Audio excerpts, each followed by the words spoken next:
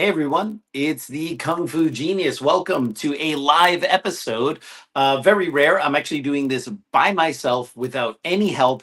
So I apologize if stuff gets off the rails because I'm not just going to be doing the episode, I'm also going to be controlling everything. So absolutely apologize if stuff doesn't go the way it normally does.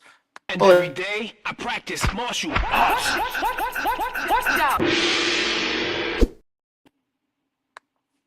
Yo, and we're back. All right. So far, so smooth. All right. So, anyway, for those of you who are new to my podcast, or maybe you don't know much about me, my name is Alex Richter, also known as the Kung Fu Genius. I've been teaching Wing Chun here in New York City for over 20 years, right here in Manhattan. I love introducing this art to people for, all the different reasons people learn Wing Chun, whether it's for self-defense or just to learn this really, really awesome martial art. And I pride myself in teaching this cool Wing Chun martial art without any of the weird politics and nonsense that usually kind of kills it for everyone else. And so that's basically what I do here. And in addition to teaching Wing Chun, I've authored multiple books on the arts, the Wooden Dummy book being my number one seller. And I was a columnist for Wing Chun Illustrated for over 10 years. So that's just for some of you who may not know who I am. So, at least why you might want to listen to me for a little bit. Anyway, I have a great topic for our episode today. It is modern Wing Chun myths and realities. The YouTube algorithm has been very kind lately in terms of telling me, what kind of content people want to listen to, what kind of topics people are looking up, whether it's on YouTube or Google or whatever. In particular, those topics related to Wing Chun. So this topic, which is kind of modern Wing Chun, whatever the hell that means, the myths and realities, and kind of breaking that stuff down a little bit. So before we get started here, just a big reminder, if you like what I do here, don't forget to like this episode, share it on your social media platforms. If you have not subscribed yet to the Kung Fu Genius channel here on YouTube, please do so. Turn on that bell for notifications. And if you absolutely want a little bit more Kung Fu Genius, whether it's access to episodes early or you want to have a direct line with me for topics and suggestions for future episodes, Patreon is really the way to go. And the link for Patreon is in the banner running below me right here. And all of that information, including how to get my books and do training with me here in New York or even online, all of that is in the description of the video as well. So I'm just going to quickly check in to see who's here. Really, really cool to see everyone. Awesome. And if you guys have any questions, I probably need some super chats today. Not that I'm hungry for money, but just because I have kind of a scripted episode of stuff I'm going to talk about. So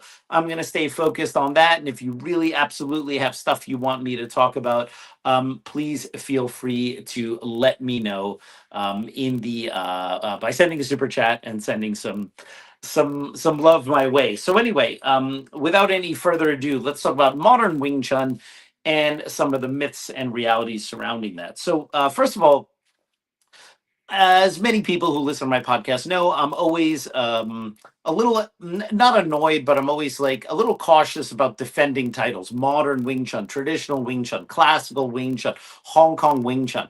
It seems that in order to separate oneself from other people who are teaching the art, everyone likes to kind of add their own little spin to it, their own, append a little name to it or whatever. So when you say you're doing modern Wing Chun, that then becomes a label that you need to defend. I'm going to keep it really simple for you guys here today. What I mean by modern Wing Chun in the title of this video and what I'm going to talk about is people who practice Wing Chun now. All right, I'm not talking about how they did Wing Chun in the 1950s. I'm not talking about how they did Wing Chun in the Qing dynasty. I'm talking about people who practice Wing Chun in the modern day.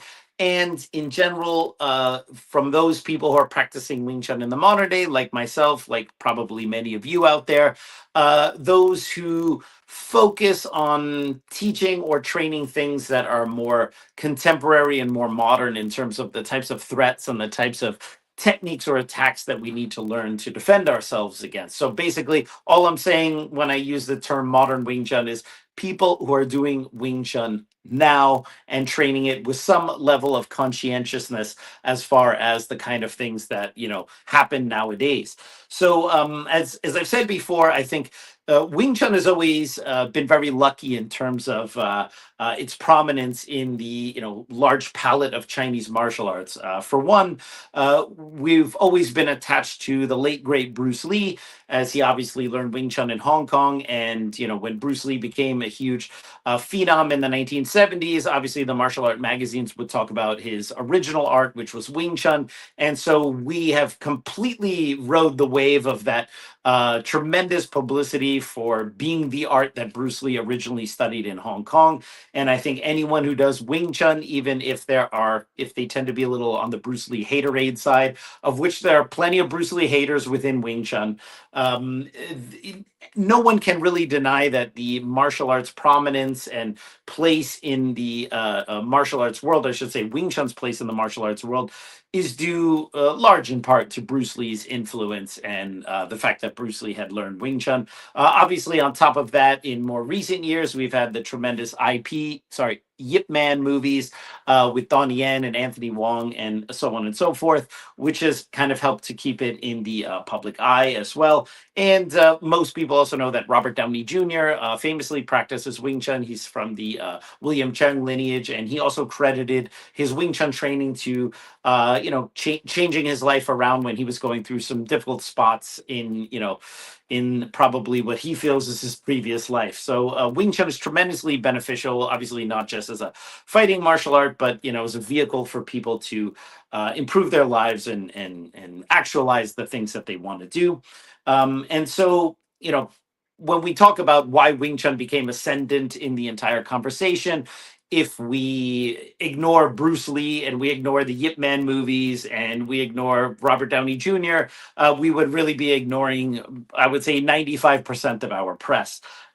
Wing Chun, like many traditional martial arts, especially in the pre-UFC days and the pre-mixed martial art days, benefited from a lot of the allure of, Asian martial arts. Back in the days, if you were a black belt in karate in the 80s or 70s, people looked at you like, whoa, don't mess with that guy, or that guy knows kung fu, or that guy knows judo, and people got a lot of maybe undeserved credit in terms of how good or how good people thought they were in terms of fighting, just simply by the fact that they had learned a martial art. We know nowadays, because of the tremendously instructive vehicle that was mixed martial arts, a little bit more about what really works, what's effective in combat, even though self-defense or what we do in Wing Chun has really nothing to do with mixed martial arts.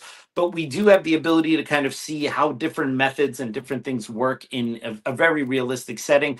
And that has changed it a little bit. But regardless, Wing Chun became ascendant. Wing Chun became quite big in those days. And we rode the wave of Bruce Lee and Asian martial arts and kung fu movies and all of these kind of things.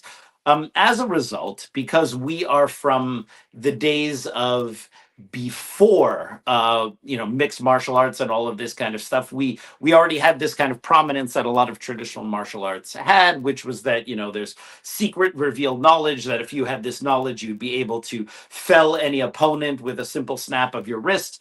And and that's all you needed. And now we know, well, it's really not like that. But because we did come up in those prehistoric times of martial arts, there's a lot of mythology. There's a lot of BS. There's a lot of myths that people think about, what you can, do with martial arts training. And in this case, we'll keep it really specifically to Wing Chun. And so, I wanted to talk a little bit about that. Obviously, even though we're now in the modern era, like I said, MMA, jiu-jitsu, those martial arts are really in the public focus right now. So it's not as easy to find a brick and mortar Wing Chun school like mine here in New York City. You really do have to go to a major city. I think it's harder to find something like Wing Chun in the small towns, but you do now have access to learn Wing Chun online or to see it on YouTube. And I'm not saying that those are great ways of learning the art, but it's kind of like a balance. Maybe you cannot find a Wing Chun school, but there's a lot of available online resources to, learn about Wing Chun, or to at least get a little bit of a start.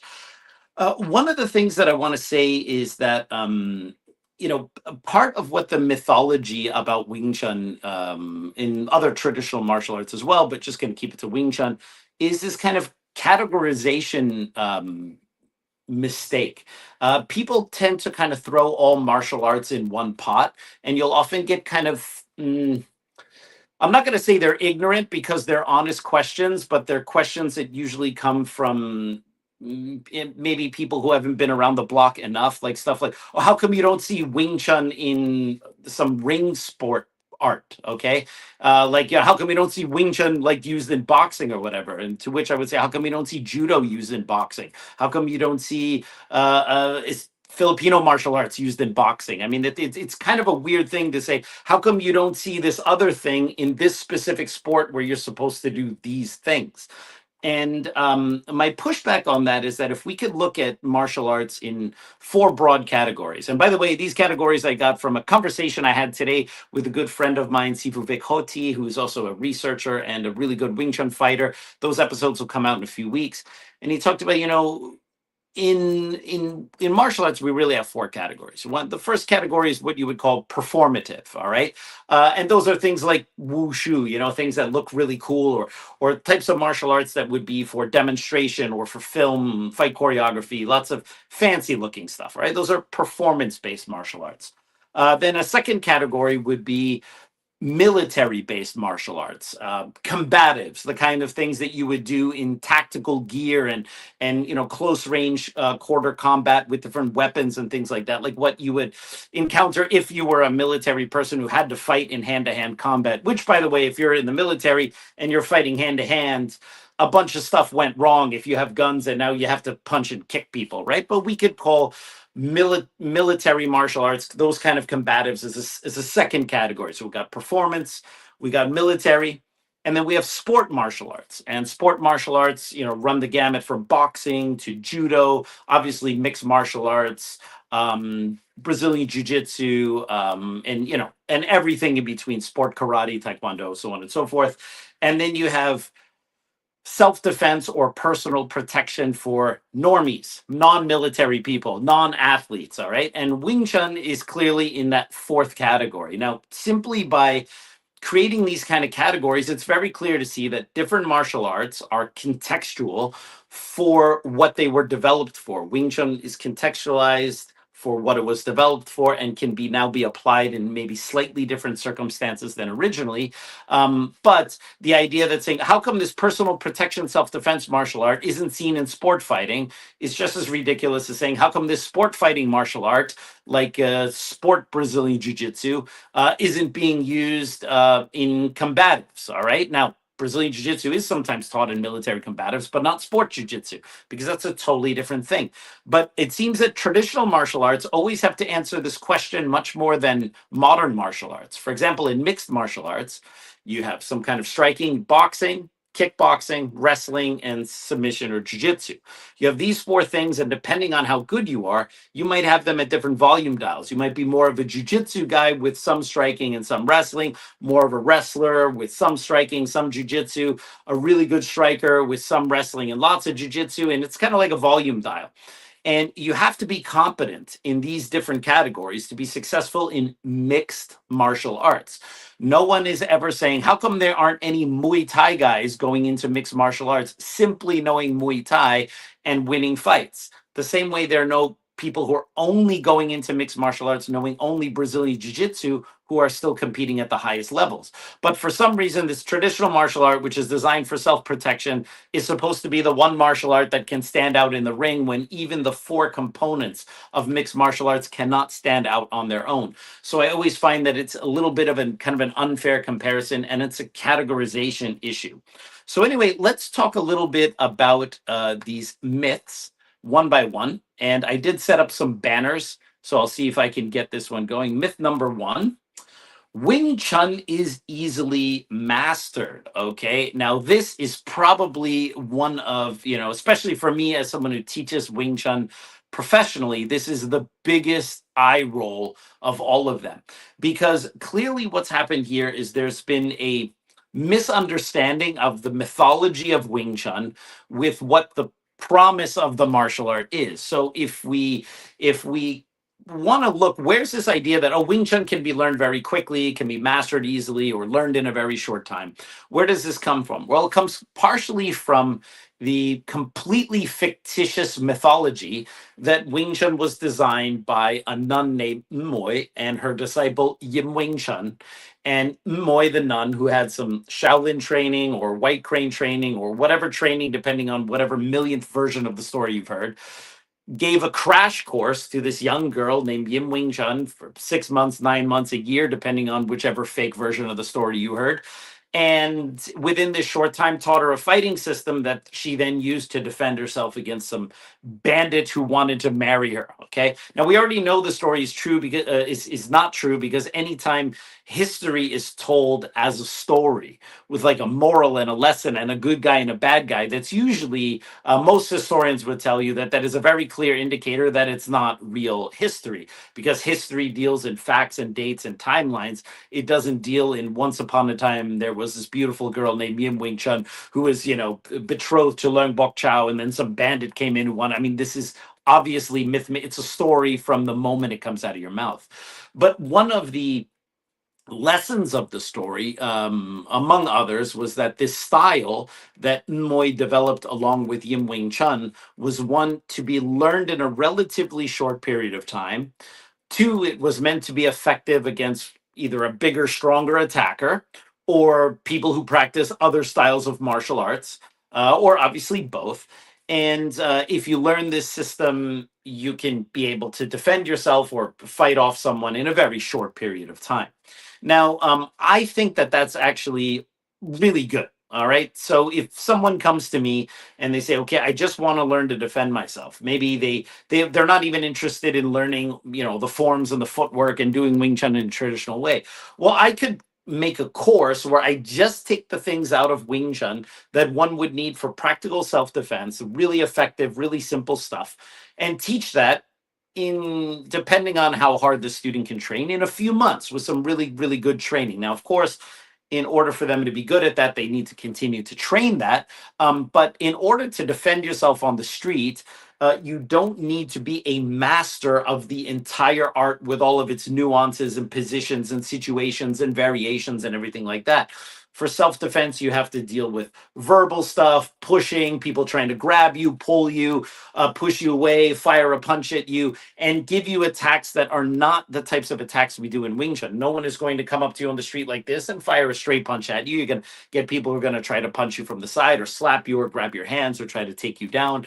So we can create a framework with using tactics and principles to teach a student how to defend themselves against the kind of things that would happen on the street in a relatively short period of time.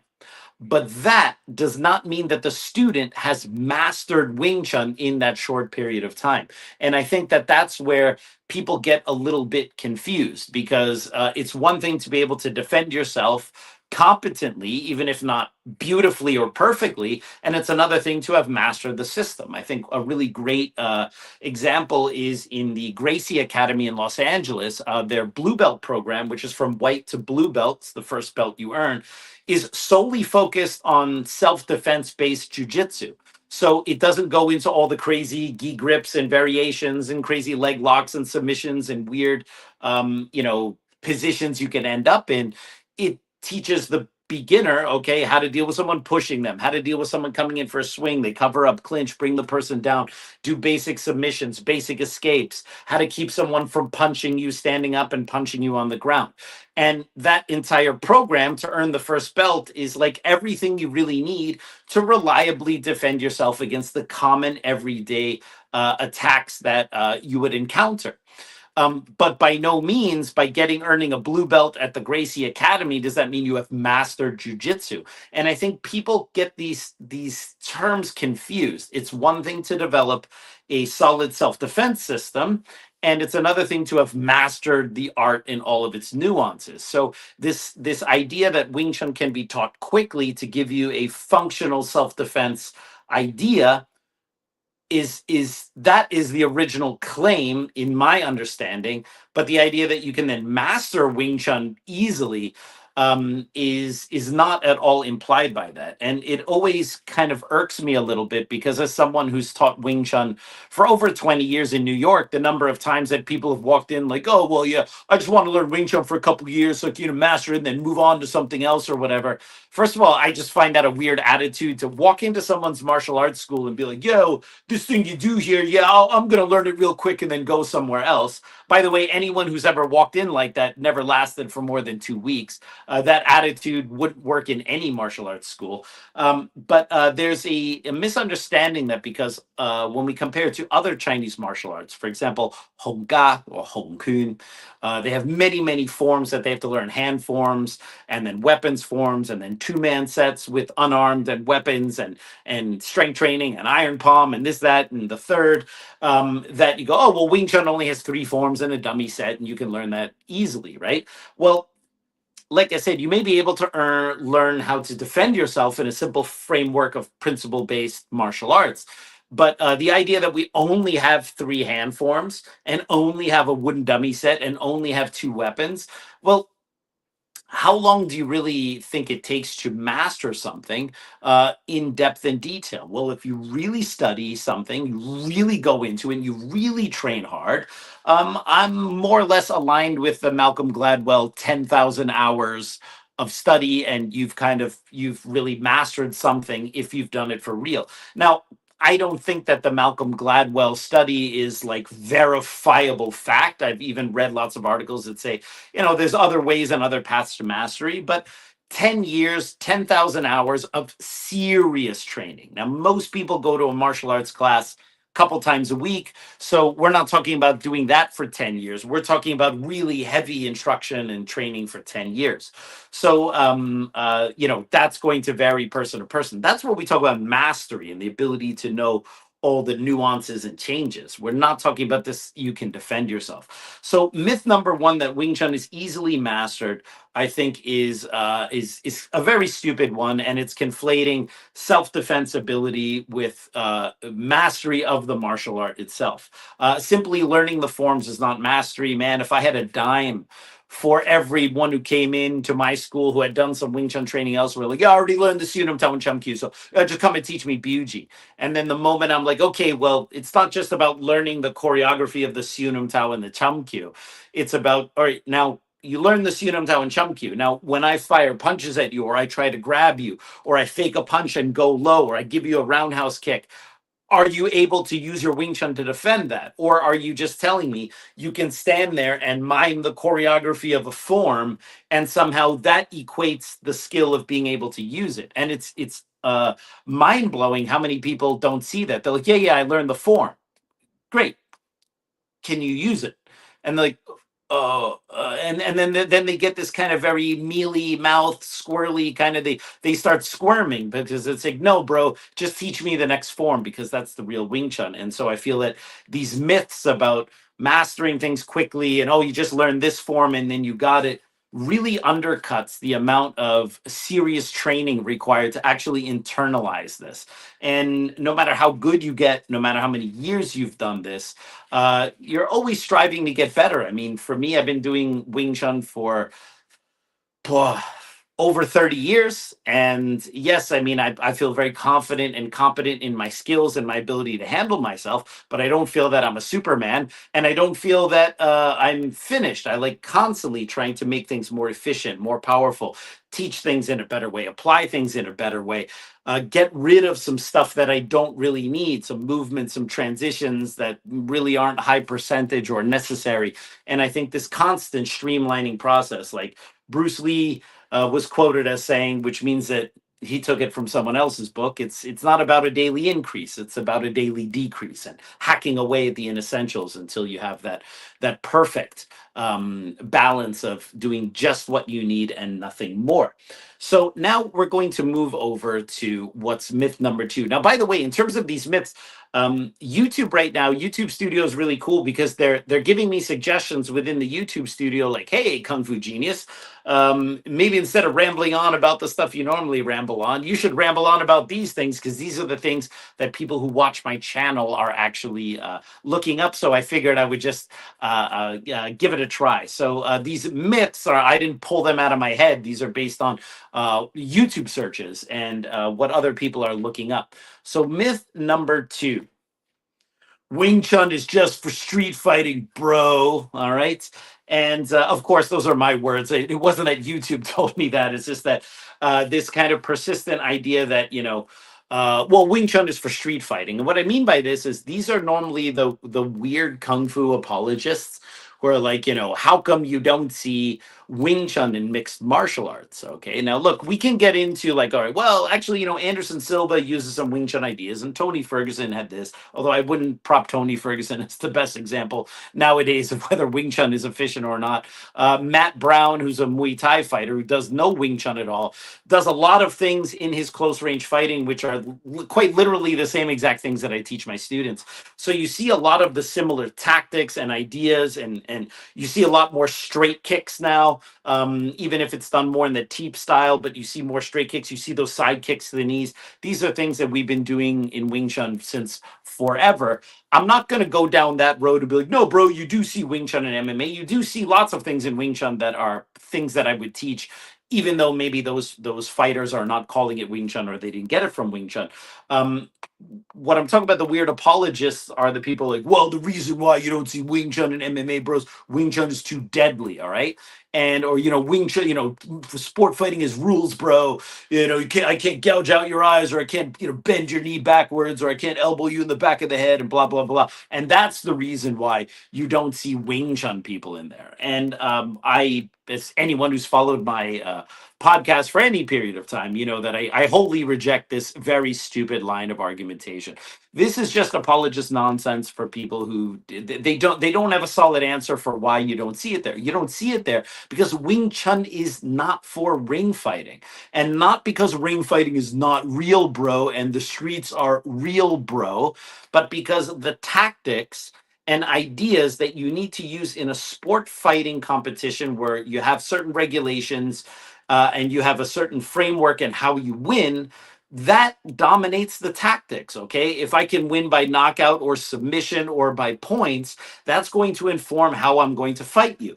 If I'm walking down the street and someone suddenly grabs me and accosts me, then I'm not working within the framework of rounds and times and what I need to do to beat this guy. I need to keep this person off of me and keep this person from hurting me, and that's the only thing I care about. That is a completely different psychology and a completely different setup from fighting in mixed martial arts. And that's the reason why it's different.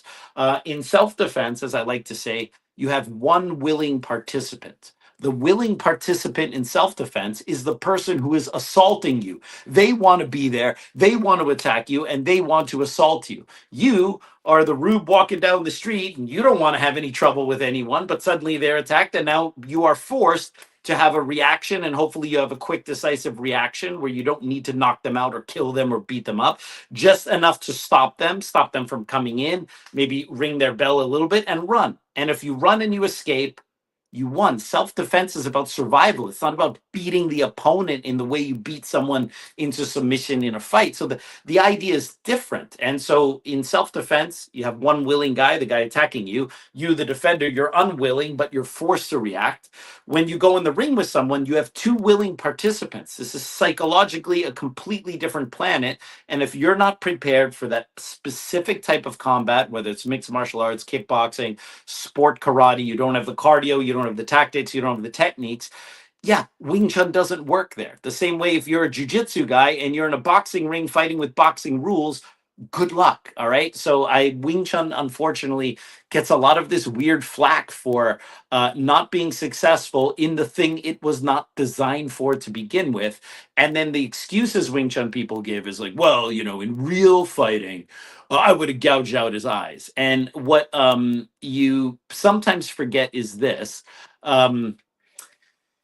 if you're standing in front of GSP, arguably one of the greatest mixed martial artists of all time, and you think that the only thing that is keeping you from stopping GSP's takedown is your ability to gouge out his eyes or kick him in the groin or give him a BUG to the eye or something like that or give him a 12-6 on the back of his head, well, I'm pretty sure, all right, although GSP is retired and has earned the right not to have to deal with any of this stuff, I'm sure if you went up to GSP and be like, hey, if I can I try to gouge your eyes while you try to take me down, stand in front of a really good wrestler, a really good jujitsu guy, and try, even if you're not really going to gouge out their eyes, but train with one of those guys. Let them take you down. Let them go in and ask yourself if you could really be that accurate to do those things against that speed and pressure. If you haven't trained it, you'll find most likely not. Not to mention the fact that if you're in a real street fight, bro, and I could gouge out your eyes because I do real street fighting Wing Chun, bro. All right.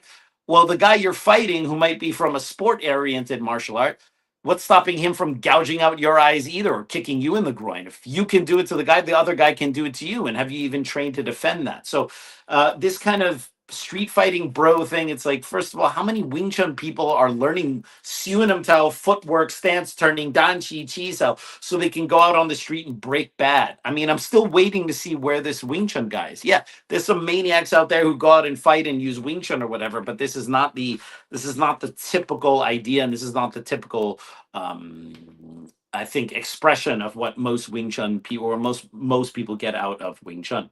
And so also the thing is, like, street fighting, all right, like where are all these Wing Chun street fighters, and why are grown adults glorifying fighting other men on the street? For what ego gratification? All right, if you put gloves on and you have a friendly match, you want to go back and forth and see who's better, that's still a sportive comparison. That's still not really how Wing Chun is designed, where it's like, hey, I don't want to fight, the guy attacks me, and now I suddenly have to have some quick reaction. Now I got to go back and forth. And if you don't have that kind of kickboxing or boxing footwork and distance and timing, you're not going to do well. And that's not what we're doing in Wing Chun anyway. And, why people want to be street fighters is kind of beyond me. It just seems like these are people who never, these are men, this is not really women saying the shit, let's be honest. These are really men who never grew out of these kind of unrequited childhood fantasies about being some kind of badass or tough guy or something like that. And I think that, people really miss the mark. Like, oh, you're going to be a street fighter? You're going to fight on the street? You're going to come every day after a hard day in the street? Bro, I live in New York City, okay?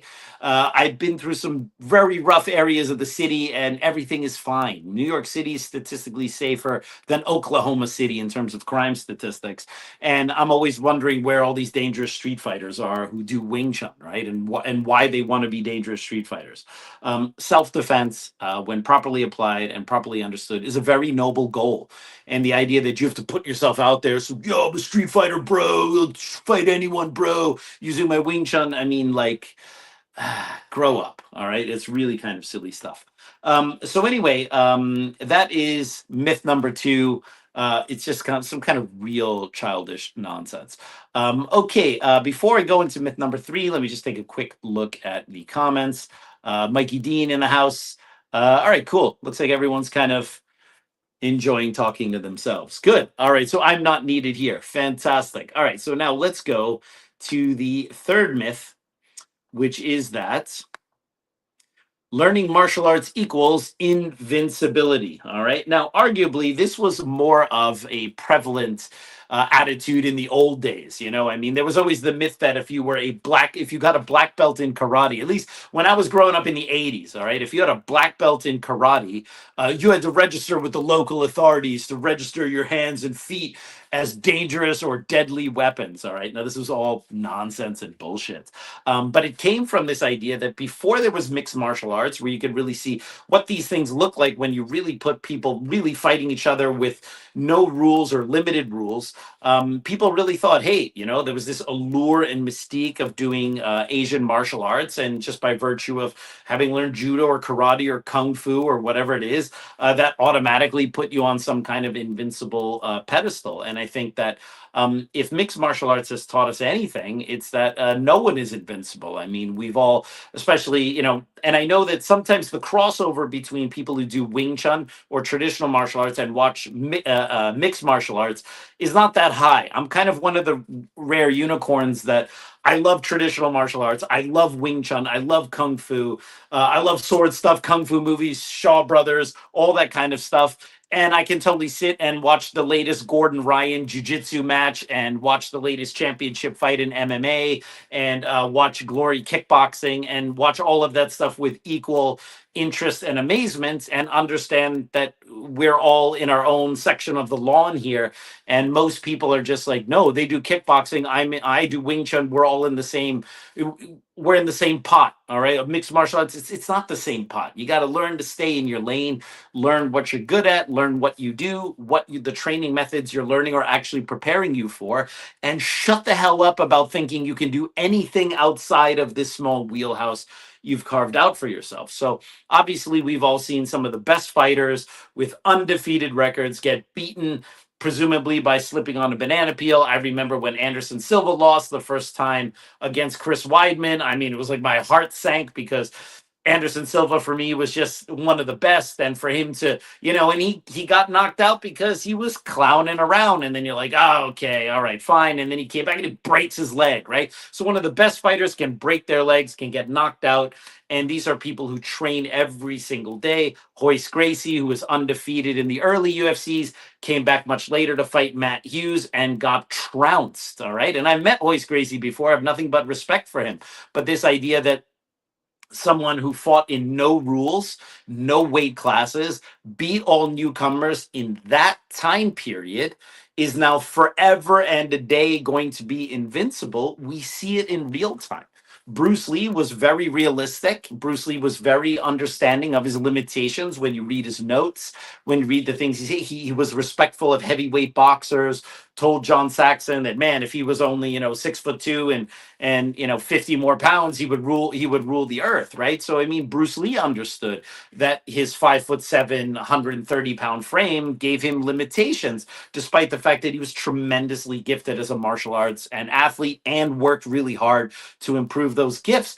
But when you hear people say, oh, Bruce Lee would go in and beat these guys or whatever, the person who never made those claims were Bruce Lee. And whenever I get these weird, like, what do you think Bruce Lee would have done in this and this and this? It's like childish, my dad can beat up your dad stuff, because Bruce wasn't the one making these claims. So I always feel it's strange to have to defend someone posthumously about their fighting prowess in hypothetical situations against modern fighters who already have seen all the Bruce Lee stuff, what that person would done, what Bruce Lee would have hypothetically done, when Bruce Lee wasn't the guy doing all this bullshit macho posturing. It's his weird, misguided fanboys. So I always kind of find it like the conversations sometimes in traditional martial arts are a little, they're a little, I'm going to say pedestrian for my taste. It's not the interesting stuff that I would like to talk to or talk about. So anyway, so those are kind of the three major myths. Just to kind of recap here, obviously myth one, Wing Chun is easily mastered. That for me, that's really a conflation of, you can learn Wing Chun in a short period of time to defend yourself. That doesn't mean you've mastered the art. The second one, Wing Chun is for street fighting, bro. Seriously, man, grow up. All right. The fact that you do Wing Chun and the reason that you're not fighting in MMA is not because you're a street fighter, bro. And then third, that any martial art, Wing Chun included, gives you some kind of invincibility cloak against other martial arts, I think is a long debunked kind of attitude. So I am going to talk about some, strengths and weaknesses and real world applications, and kind of tie up a little bit. We talked about the myths, and now let's kind of talk a little bit about, well, what does this stuff imply for us? But I'm just going to take a quick scan of the comments and see if there's anything remotely interesting for me to discuss here. All right, so there was a comment here about the Alex Gong incident. Yes, I remember that too. If I recall properly, Alex Gong was a very well decorated Muay Thai kickboxer from the San Francisco area, and I think he was the head trainer at one of the more prominent gyms there. Really good fighter, and yeah, and there was something. I mean, this is what now 15, 20, maybe longer years ago. It was a very long time ago. And yeah, he got into some verbal altercation with someone. And I mean, no one would say that Alex Gong is not someone who can handle himself, being a very well decorated Muay Thai fighter. But I think the other guy took out a gun and shot him right then and there. And that was the end of it. Right. And so self-defense is multifactorial, and we didn't even talk about the threat of weapons and what that brings into it. So, which for me, that's not, obviously weapons can factor into self-defense, but where do you really need to worry about weapons coming into play? When you're a street fighter, bro, when you decide, hey, this guy looked at you funny on the street, and now you're going to show him how tough you are, and you don't realize that him and his buddies are packing guns, and then you get shot, and then that's not self-defense. That's just being foolish. So yeah, so now let's kind of switch gears here a little bit and talk about some other ideas about what Wing Chun is good for and what we can get out of it. By the way, if you guys don't do it already, don't forget to follow me on Instagram at the Kung Fu Genius. Yeah, so please give me a follow there if you haven't done so already. All right, so when we talk about real world applications, that's also like another kind of buzzword, like you're real fighting, real practical stuff. But if we think about it, what does the average student really need to learn in terms of self-defense? I'm not talking about in terms of everything to be a master of Wing Chun. Well, one, I think that if your school or the style that you learn doesn't teach you any form of de-escalation, I think then you're really missing a huge part of self-defense, because every fight that is avoided is a fight that is won.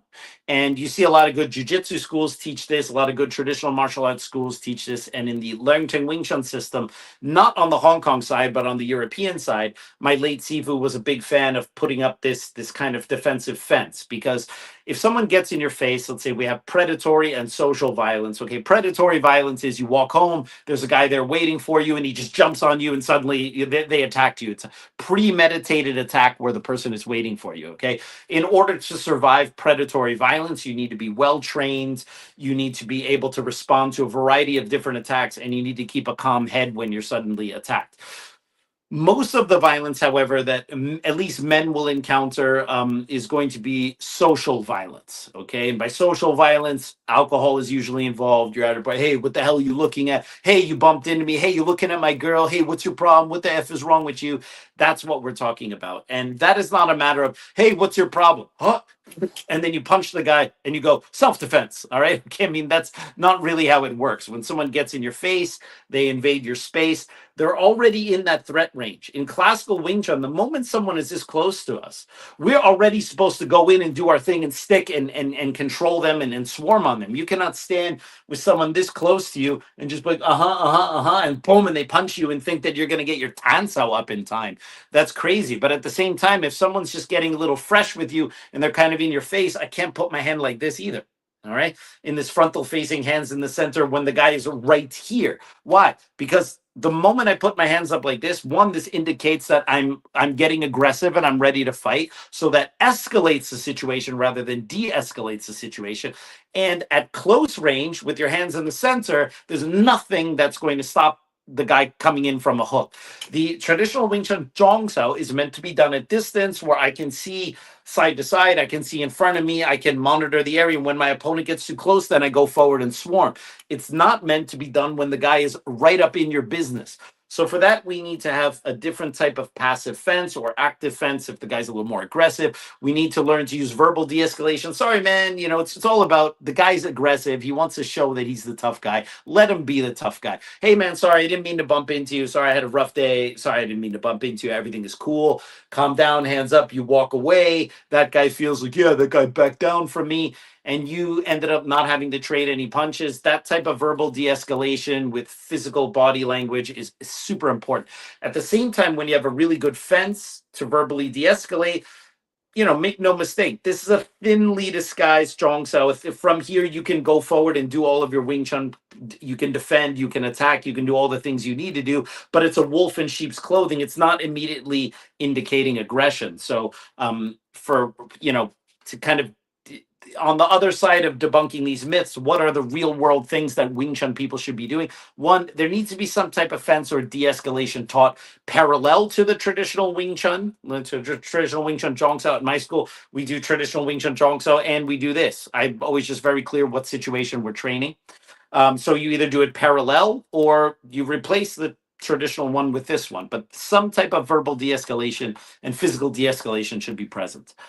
Secondly, you need to learn to deal with people just trying to simply grab you and hold you. All right. Not every attack that's going to be on the street is going to be a haymaker or a straight punch or some kind of very complicated movement. You have your hands up like this, and the guy just straight try to grab your arms or try to grab your lapel or something like that. So you need to have a battery of very robust and effective anti-grip defense techniques where you can either get out and move away or you get out and go in, depending on whether you want to finish the fight or just get out of there. So being able to deal with different types of grips, holds, especially headlocks, things like that.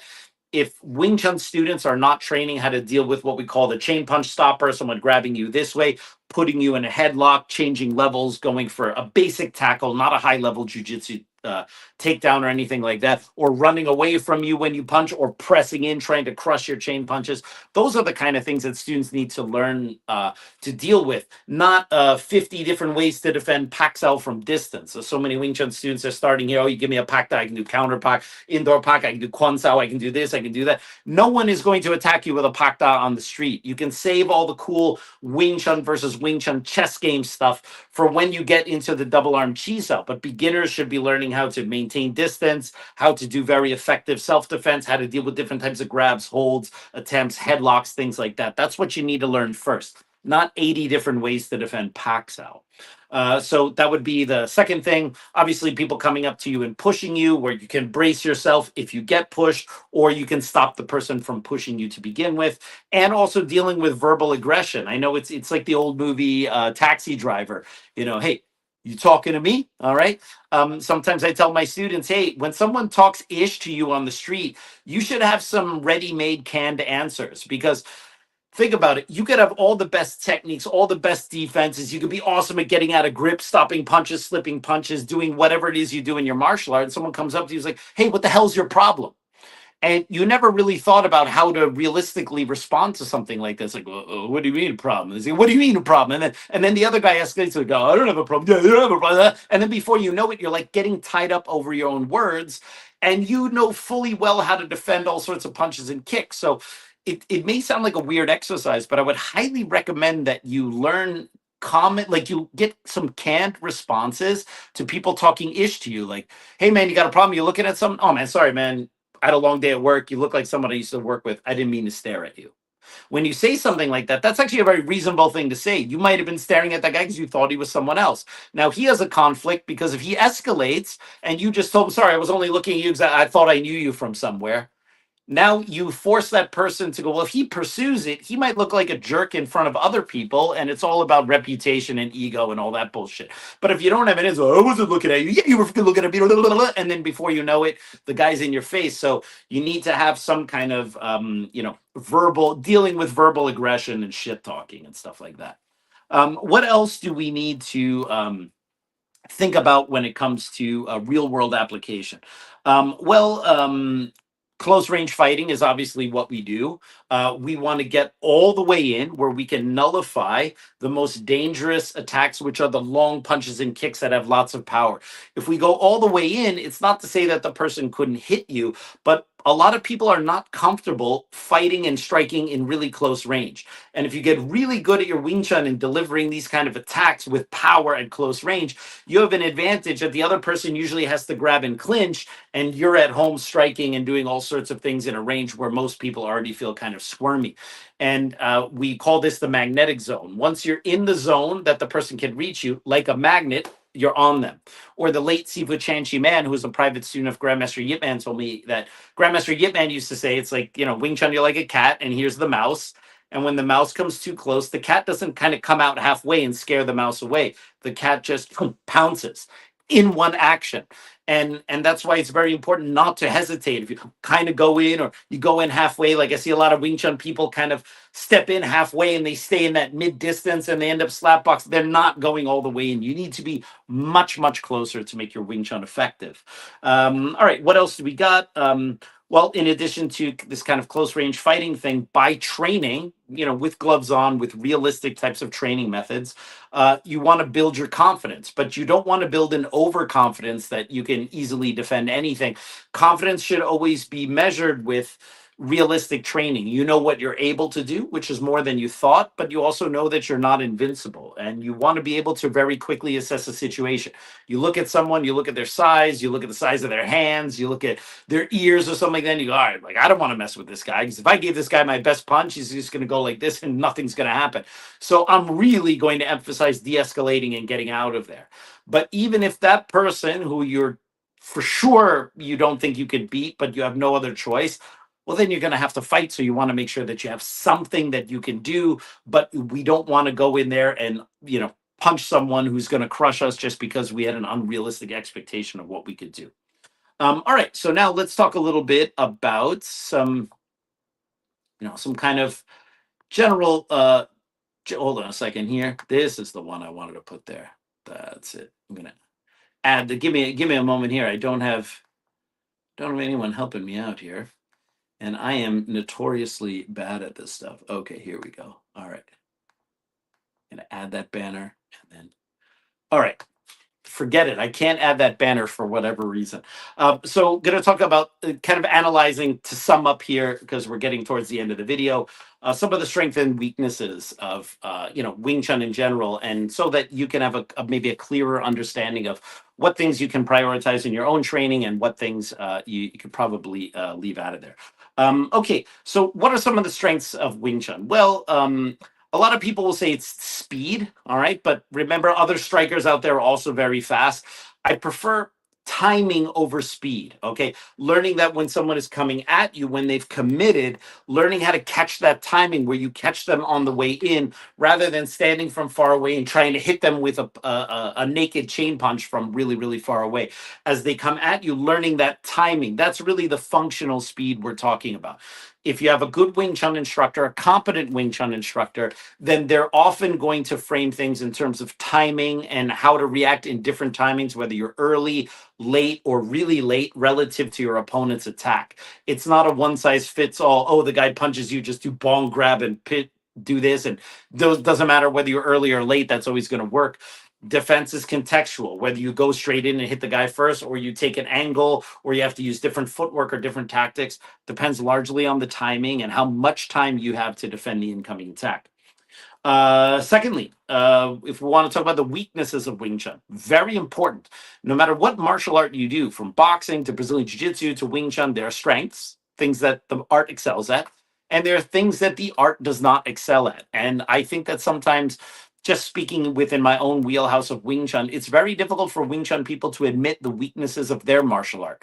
They're very ready and to point out the weaknesses of every other style, but then their own is perfect. Well, maybe it's perfect for this one specific lane, but it's not perfect for every lane. But even within the lane that we focus on, there's still always things that you can improve. And if you don't believe this, then you're an ideologue. You're a dogma peddler. You're not someone who's really researching and trying to grow your art and your skills. I would say one of the main weaknesses of Wing Chun in general is that the training methods that a lot of Wing Chun schools use don't correspond to the event of practical self-defense. And what I mean is, like, either some Wing Chun guys are doing kickboxing style sparring. Okay, I got gloves on, you got gloves on, and we're going back and forth, throwing weird jabs and weird kicks, and then going in and trying to do some chain punches. That's not what Wing Chun is designed to do. That's just bad kickboxing with bad Wing Chun. All right. If you want to learn to defend yourself against practical real world attacks, bro, then it usually makes more sense that you have one person is the non-Wing Chun fighter and the other person is the Wing Chun fighter. So if I'm the bad guy in the exchange, I can attack you with pushes, punches. I can try to grab your arm. I can fake a punch and try to take you down. I can try to wail away at you with swings. I'll do all the things that I wouldn't do if we're doing some weird competitive Wing Chun slap boxing thing. Because the moment you make it more a sports style back and forth exchange with bad kickboxing using bad Wing Chun, then it's about who's the better, stronger, faster guy in that style. But I have news for you. No one is going to come up to you on the street in a Wing Chun Jong Sao. All right. So the bad guy comes up like, someone would, with their hands down and tries to slap you, or comes up with their hands like this and tries to fire a punch, or tries to grab you, or just runs right through you with their arms in front of there. It doesn't even have to be a clean prescribed attack. So these are the types of training methods that I would implore Wing Chun instructors to do with their students.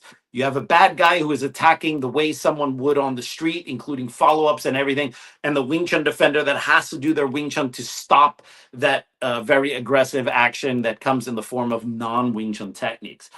Secondly, and this is not something that and I'm not trying to say it's there's some kind of city Wing Chun, the name of my school, exceptionalism, or that I put myself out of this debate, because for sure when we get into really technical Wing Chun on Wing Chun stuff, like in the advanced stuff using Buji and dummy against other Wing Chun people, we can get really into the weeds about positioning in hands, and you push a little bit too much here and here and you create an opening there, and we can get into that minutia, but that's the art of Wing Chun versus Wing Chun. So definitely, including my own Wing Chun, we can really get into the minutia of very pedantic things for sure. But what I see here is like a lot of Wing Chun people have an over reliance on extremely precise techniques. Like the idea that in the middle of a blitzing exchange where the guy's coming at you like crazy, you're going to magically jab out their eyes in the middle of that exchange, or kick them in the groin, or deliver some kind of strike somewhere that's just going to make them fall into a puddle of piss or something like that. And when you are under extreme stress and adrenaline and someone is coming at you and you're in mortal fear for your life, the idea that that's the moment you're going to be able to deliver some extremely specific strike that's going to fell your opponent is just to not understand the reality of what happens to your fine motor system when you're under stress and adrenaline. So I would analyze those two things. One, not training the scenarios that the student is supposed to be preparing for, and this over reliance on pie in the sky magical techniques that are going to suddenly nullify the opponent's chances of doing anything. And so as a result, I would implore Wing Chun students and Wing Chun instructors to have a more holistic approach to Wing Chun. First of all, most people are doing it because it's fun, they enjoy the art. I don't do Wing Chun because I'm nervously worried about defending myself at every turn. I live in New York City.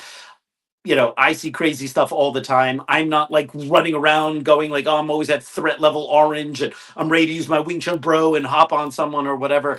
That's not the idea either. Wing Chun is this awesome martial art. I get my fitness training from it. I get my movement training from it. I get contact with a partner. It's so much fun to do chi sao with really high level people, or to practice sparring, or to do pole, or to do the knives, or hit the